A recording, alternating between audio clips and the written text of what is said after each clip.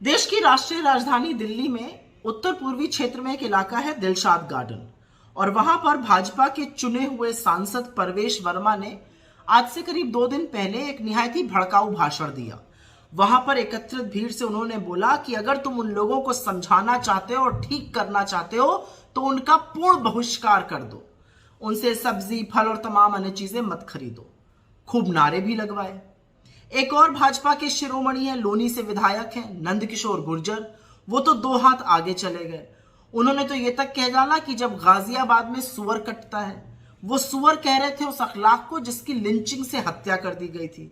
तो इस देश में अगर एक मुसलमान लिंचिंग से मार दिया जाएगा तो इस देश का चुना हुआ विधायक उसको सुअर कहकर बुलाएगा।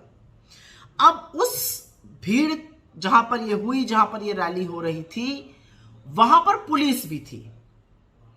तो पहला सवाल यह है कि दिल्ली पुलिस क्या कर रही है, कौन से मुहूर्त का इंतजार कर रही है इनके खिलाफ कार्रवाई करने के लिए? क्योंकि अगर ये भड़काऊ भाषण नफरती भाषण नहीं है तो नफरती भाषण और क्या होता है? दूसरा, कोर्ट क्या कर रहे हैं, क्यों नहीं संज्ञान ले रहे हैं? सब जगह ये स्पीचेस हैं। क्या कोर्ट अपनी ही बात को मानकर चुप बैठा हुआ है कि अगर नफरती भाषण भी हंस के दिया जाए तो वो नफरती नहीं है?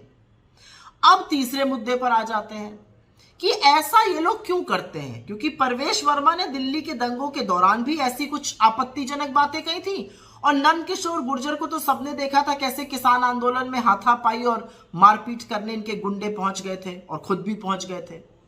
ऐसा ये लोग इसलिए करते हैं क्योंकि इनको लगता है कि भारतीय जनता पार्टी में ये सबसे प्रबल तरीका है सक्सेसफुल होने का, सफल होने का। इन सबके आराध्य, इन सबके रोल मॉडल अनुराग ठाकुर जैसे लोग हैं। मंच से नारा लगवाओ, गोली मारो डैश को, और उसके बाद जाकर कैबिनेट मंत्री बन जाओ। तो इन लोगों को लगता है ये सबसे शोर शॉर्ट तरीका है, सटीक, ऐसे ही आगे बढ़ते जाना है। अब बात आती है कि मोदी जी क्या आप चुप रहिएगा या कुछ कीजिएगा? आपका सांसद खड़ा होके मंच से पूर्ण बहिष्कार की, सुअर होने की गंदी गंदी बातें कर रहे हैं, आप क्या कीजिएगा? मूक दर्शक ही बने रहिएगा? पर मोदी जी पर कुछ और बोला जाए उससे पहले उनके छोटे भाई अरविंद केजरीवाल जी पर बोलना जरूरी है।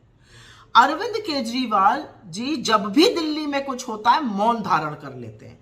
दिल्ली में बुलडोजर चला, केजरीवाल जी चुप। दिल्ली में जंतर मंतर पर काटो काटो का नारा लगा, केजरीवाल जी चुप।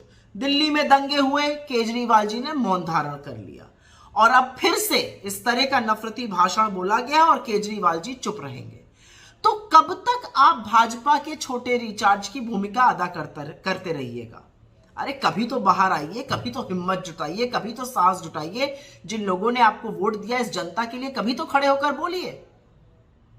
और फिर से मैं मोदी जी से एक बात कहना चाहती हूं, जब विदेशी देशों ने आपके ऊपर प्रेशर बनाया था तो आपने तुरंत बिना समय व्यर्थ किए नूपुर शर्मा को फ्रिंज एलिमेंट कहकर निकाल बाहर फेंका था, दूध की मक्खी की तरह। यह बात अब फिर से विदेशों में जा रही है।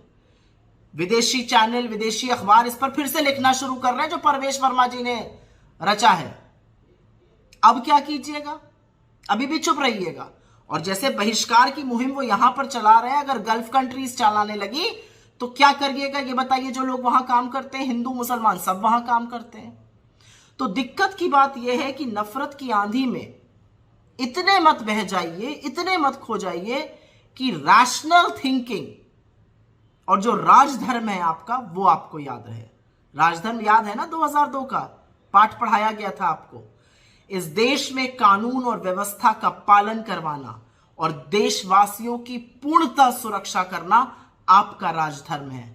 आपकी नाक के नीचे आपका नफरती चिंटू बना सांसद भड़काऊ भाषण देता है और आपके मुंह से एक शब्द नहीं फूटता है। दुर्भाग्य है इस देश का कि आप इस देश के प्रधानमंत्री हैं।